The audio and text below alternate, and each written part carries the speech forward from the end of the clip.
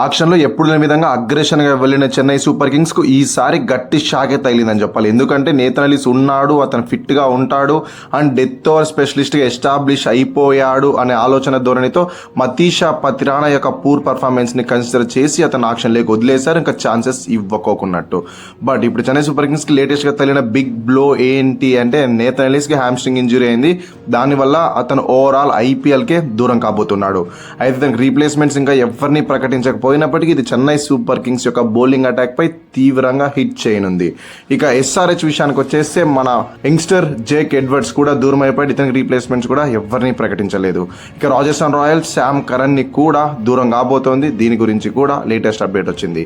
అయితే ఈ వీడియోలో మనం ఏం చేయబోతున్నామంటే ఈ ఈ ముగ్గురికి పొటెన్షియల్ రీప్లేస్మెంట్స్ ఎవరవుతారు అండ్ ప్రజెంట్ స్క్వాడ్ సంగతి ఏంటి అనేది ఇన్ డీటెయిల్ గా అనాలిసిస్ చేసుకోబోతున్నాం.